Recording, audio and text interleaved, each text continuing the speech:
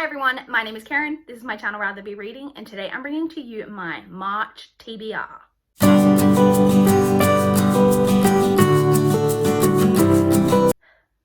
If you guys saw my February wrap up, then you know, or any of my recent reads videos throughout February, then you know that February was a pretty dismal reading month for me, by like my regular kind of standards. And so I'm really hoping things are going to pick up in March.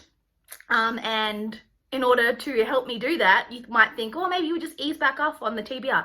No, that's not how we work around here. I have a ginormous TBR to talk to you guys about. So let's jump straight in.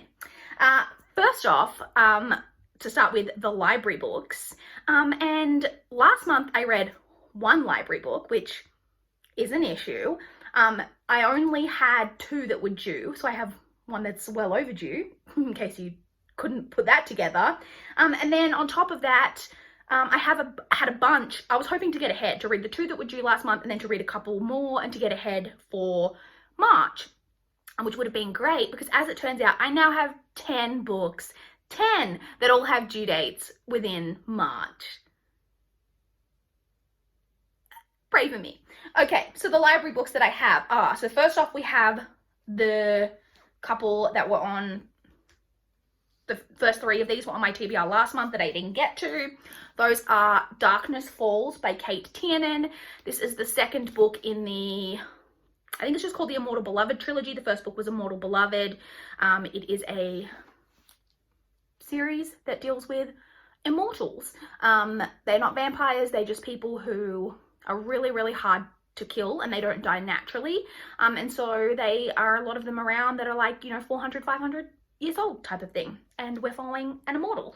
And this is the second book. The first book got off to a very slow start, but I did end up enjoying it. But it's been a while now since I've read that first one. So interested to see how I'm going to feel about this second book. Also on my TBR last month was Giant Days Volume 10. Still really excited to get to this. I love this graphic novel series.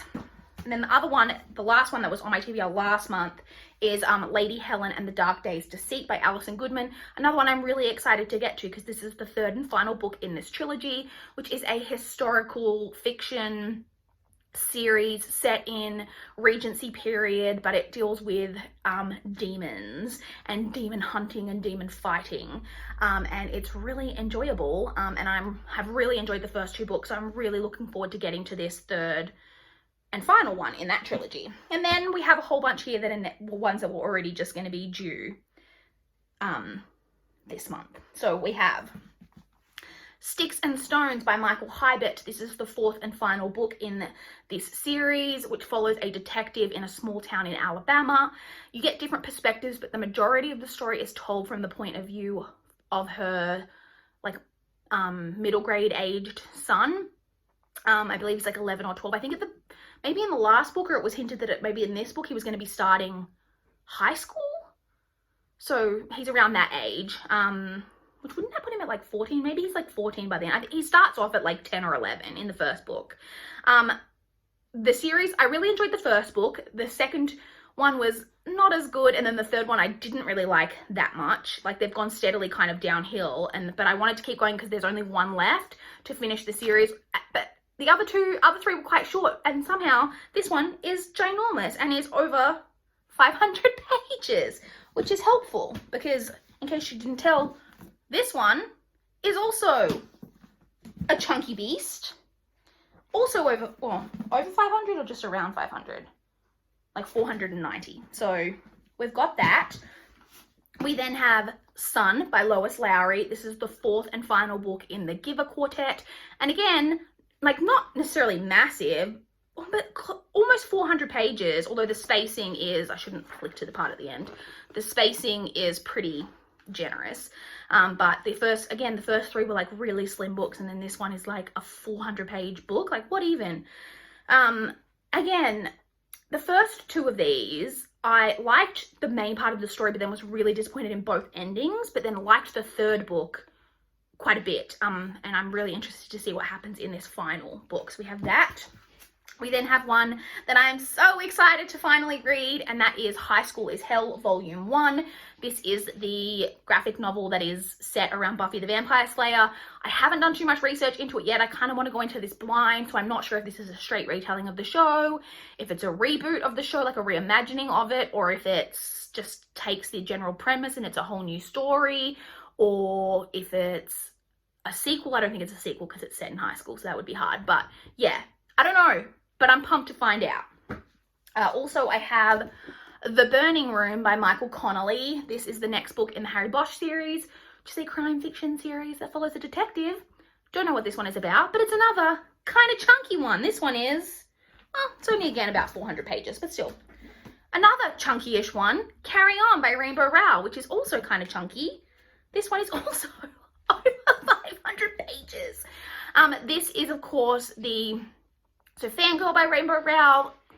There is a character who is a part of this big fandom, and she writes fan fiction for it, and this is her fan fiction that she writes. I've heard mixed things about this because some people really like Fangirl but then don't like the fan fiction part and all of that. I was intrigued by the fan fiction parts. I didn't love it, but I was intrigued, and so I wanted to see what I thought of this, so I picked this up. Once again, I am filming this on a weeknight, and my cats are being really loud because I haven't fed them yet. Because it's a bit early to feed them. I try not to feed them too early when I get home, because if I feed them too early, then they wake me up really early wanting breakfast the next morning, and we try to avoid that around here. Next from the library, I have The Curses by Law Eve. This is the second book this is just a duology, so this is another series that I'll be finishing off. This is the sequel to The Graces, which was a series that followed a girl who moved to a new town, and there were a bunch of siblings who were known as the Graces, who everyone in the town kind of thought were witches. I've heard kind of mixed things about that book, but I personally quite enjoyed it. I did think it could have been just a standalone. I didn't think there needed to be a sequel, so I'll be interested to see what I think of this one. And then the final book that I have from the library, I haven't actually hauled yet, because I just got this in February and I haven't done my February book haul yet, but it's got a hold on it, so I can't renew it, which means I have to read it ASAP.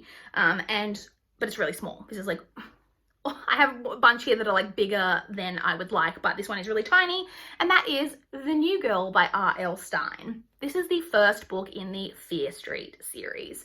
So if you guys have been watching my channel for a while, you know that I was rereading the Babysitters Club series, because that's a childhood series of mine that I really wanted to reread. And I reread, I think, the first 13, something like that, maybe more than that. I read a chunk of them, and I wanted to keep going, but my library doesn't have any more than that, it seems. Or at least there's at least a 10 book, like the next 10 books after where I got up to, my library doesn't have.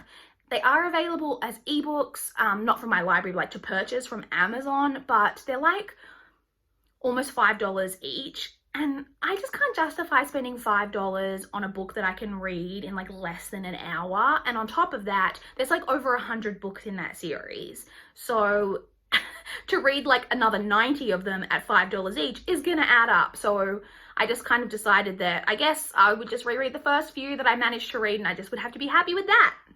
And so I decided to move on to reading some Fear Street, because Fear Street was some books that I didn't read that many of.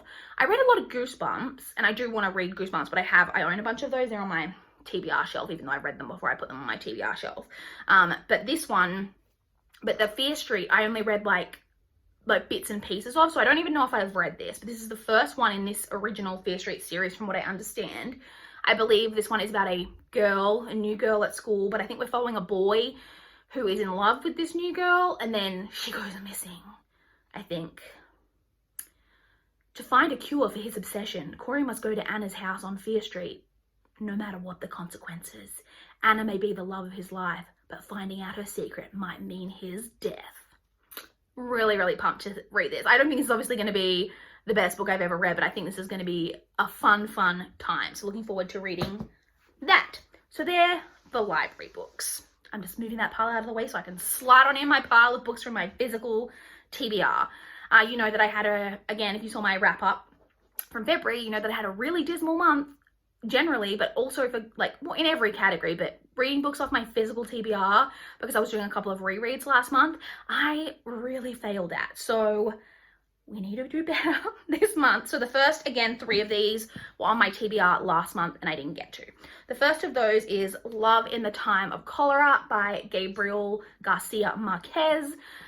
This is a classic, but I don't know what it's about. I presume it's got love in the title, so I assume love story, but I don't actually know. When was this originally published? I feel like this is more of a modern classic, but I'm not sure. 1985. So only a few years older than I am, which probably makes it a classic. But yeah, so I don't really know what this is about, but it was on my TBR last month. I didn't get to it. I need to get to it. I also didn't get to The Messenger by Markus Zusak. One, I have no idea what it's about, but it's Markus Zusak who wrote The Book Thief, and The Book Thief is one of my favorite books of all time. I don't know whether this is going to live up to that. In fact, I'm pretty sure it's not going to. So we'll see. And then we have my TBR teacup pick from last month, which I didn't get to, which is Aristotle and Dante Discover the Secrets of the Universe by Benjamin Elire Saenz. This is a YA LGBT coming of age contemporary that I've heard very, very glowing reports of for the most part. I've heard 1 or 2 people who really didn't like this, but for the most part, it's got glowing reviews. As you can see here, won a whole bunch of awards. Be interested to know where I stand on it. Then the next 2 that I have, well, the final 2 kind of from my physical TBR that I'm putting on my TBR are Illuminae and Gemina by Amy Kaufman and Jay Kristoff. These are really big, but these are multimedia. If you can't tell from they've got so much like random stuff in them that I've heard that these are quicker to read than what you would expect.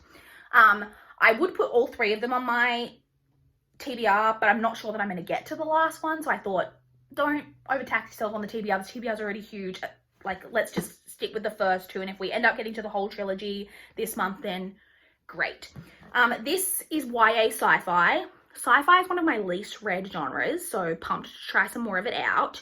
I have read from both of these authors before. I've read Amy Kaufman's Across the Universe. Not Across the Universe. What's the one that she wrote with Megan Spooner? The spacey love story one. You guys know what I mean. The Titanic in space. These Broken Stars. I've read the These Broken Stars trilogy that she was a part of. And I've read, obviously, Jay Kristoff's Nevernight. Well, I've read the first 2 of that trilogy and loved both of those. So interested to see how they go with these together. And like I said, I've heard these get really glowing reviews, like mainly this first book, but I think the series as a whole gets really, really highly praised. So pumped to start that series. Hopefully we'll get to the whole thing, but just sticking with those 2 on the TBR for now. And then, even though I didn't get to my TBR teacup pick from last month, I am going to pick one for this month. I'm going to try, you know, keep on top of these and hopefully read both of them this month. So let's pick one out. I just realized I didn't bring my laptop in here, so hopefully I know what challenges I've completed, because if I get one that I'm not sure about, I may have to pause this video and come back. Okay, I've got one. Let's find out what it is. I haven't read this challenge yet. So the book is Remember Me by Sophie Kinsella, which completes the challenge of reading a book with a mode of transportation on the cover, because my copy, I'll put the cover up here, is, that's Winifred's Tale, has a car on the cover.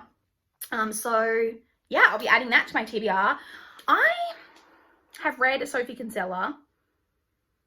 I think I read my first one of hers last year. I think it was on audio and quite enjoyed it. And when I read that one, when I was reading the reviews, it seemed to be that it was a lot of people's like one of hers that they didn't like. So pumped to get to one that's, I think this is one of her bit more popular ones.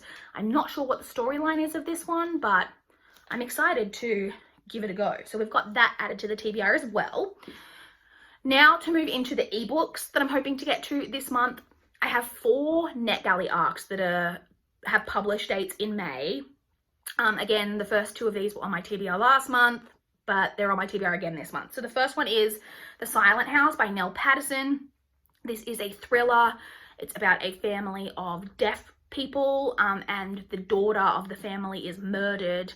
And I think we're following the perspective of the sign language interpreter who's helping the police communicate with the family. So very interested in that. Hopefully, I'm really hoping that the like deaf or like hard of hearing representation is really good. And then the other one that was on my TBR last month is Bad Bachelor by Stephanie London, which is a romance. Oh, sorry, Silent House was published on 1st of March. That one is available already if you're interested to purchase. And Bad Bachelor was previously published but has been republished from what I understand on the 3rd of March. This is a romance. It's about a guy who is named as one of the like most eligible bad boy bachelors in the city that he lives in, and he is in PR, I think, and that's not great for his image. And so to try to help put his image back on track, he decides to help like a flailing library or bookstore or something, and then it's about a romance between him and the girl who works at the library or bookstore or whatever. Another romance that I have from NetGalley is The New Guy by Catherine Freeman. This one is published on the 13th of March, and this one is about it has kind of the stocks, one of the, you know, very tropey romance plots in that it's about a couple it's about a guy and a girl who have a one-night stand, and then to discover the next morning that they're now working together. But it's got a little bit of a twist on it that I like, because normally that happens and then the girl turns up to work and it's her new boss. This is the opposite. She has a company or a business of some kind, and the guy turns up and he's her new employee. So I kind of like that it's a little bit flipped from the ones that I've normally seen. So interested to give that a go. And then the fourth NetGalley arc that I have that I need to get through for this month is The First Wife by Jill Childs. This one has a publish date of 18 March. This one is another thriller, and this one is about the premise is quite vague. It's about a girl who had a friend, a woman who had a friend, and they've kind of been more distant, but they reconnect, and she gets invited out by her friend to like some holiday house that they have, and she goes out there, and her friend has a daughter, and she starts to wonder that the daughter is being like mistreated, and the daughter's like a little bit creepy but also maybe being mistreated, and I don't really know apart from that, and I'm not sure where the title The First Wife comes in, but interested to find out. So they're the ebooks. Now to touch on the audiobooks that I'm hoping to get to this month. So the first one you've heard me talk about a lot recently is The Mad Ship by Robin Hobb. This is a carryover. It wasn't on my TBR last month, but I started it and was reading it last month, but I just didn't finish it. I got like 64% of the way through it last month, so I still had a decent chunk of it to read. So that's the first, and I still at the stage of this haven't finished it. So that's the first one that I'm hoping to complete this month, which I definitely should do. And then the next one that I have is Girl Gone Viral by Arvin Amadi. This is a YA story about a girl whose father went missing when she was like 10 years old, and she's really into coding, and she goes to like a tech boarding school, and then there's a competition that happens to do with coding, and the winner of that gets to meet the founder of this like really big tech company or something, and it's also, she wants to win to meet him because he worked really closely with her dad, and she suspects, I think, that he murdered her dad. So there's kind of a mystery element in there as well, I think. That sounds like a kind of fun plot. I noticed, literally, as I looked it up on Goodreads before filming this video to check what the synopsis was, I realized that this has a 3.3 average rating on Goodreads, which is pretty low. So I'll be interested to see how that one turns out. The next one I have from NetGalley is The Art of Racing in the Rain by Garth Stein. This, I don't know too much about except that it's about a dog. I'm not sure if it's from the dog's perspective or if it's just about a dog. It's funny because my friend Emma just recently read this book and really enjoyed it, and she messaged me about it, and literally like the day after she messaged me about it, I realized that I already had this on hold from my library. And I do believe that there's a movie. I think the movie's already out. Like, I think it came out maybe last year with Amanda Seyfried. So yeah, looking forward to reading that because who doesn't love dogs? And then the final audiobook that I'm hoping to get to this month is The Interestings by Meg Wolitzer. This is a literary contemporary fiction that is about a woman, no, sorry, it's not, I believe it's about 6 friends who met at like an artistic summer camp. And they're still friends all the way up until their adult years, and I think it follows them from when they're young all the way up into kind of their adulthood, and follows their lives and their relationships and how they all interact and all of that type of thing. I don't really know too much about it apart from that, but I think this was quite a praised literary fiction, like when it originally came out like years ago. So I'm going to give it a go and see what I think of it. So that's it. That's the TBR. Now, there is a couple of different like readathon type of things happening in March. There's March Mystery Madness, which I am kind of participating in because my good friend Sarah from Steeped in Books, who I really love, is one of the hosts for that. And so I want to participate, but I'm not participating like officially. I'm just going to try. I'm not like, as in I'm not going to specifically try check off any of the channels. Sorry, I'm so hungry. My stomach is crumbling so bad right now. I'm not going to try check off any of the specific challenges. I'm just going to try read a few mystery books, like all the thrillers I think that I'll be reading throughout the month should fit in for that. And then the other one that I do want to participate in, but again, kind of loosely, is Middle Grade March. Really want to try get some middle grade read. You'll notice I didn't have any on my TBR because I'm not sure what I'm going to get to. I've put a hold on a couple of middle grade audiobooks that I had. So on my Libby, I'm sure it's the same on most, although maybe not, you can only have 10 books on hold at once. But I tag every book that comes across. I check the like newly added books like at least once a week. And I tag the ones that I'm interested in. And then I check my like tag folder and I go, and so what I did is I went through that folder and found a couple of middle grade and put those on hold. And so I'm not sure whether they're going to come in this month, but I'm hoping that they will and that I'll be able to get to minimum of one this month, but we'll see. So hopefully that'll happen for me this month. So that is my March TBR. It is ginormous. I have like 10 library books, 6 physical TBR books. That's 16 right there, just without adding in any ebooks and any audiobooks, which there was like 4 of each. So it's like, 24? Like rough math, 24 books. And I only read 9 last month, and as you saw, a lot of these are chunky ones. Not as chunky as some of the books I was reading last month, but still we've got some chunkier books here. So it is going to be interesting to see whether I can really get back on track with my reading in March. Keep your fingers crossed for me. I would love to chat with you guys in the comments down below if you've read any of these books, if you've got any thoughts on them, or I'd love to chat with you guys about what's on your March TBR. Are you taking part in Middle Grade March or March Mystery Madness? I would love to know. Please like this video if you liked it. Please subscribe if you want to see more from my channel. That is all I have for this video today. Bye guys!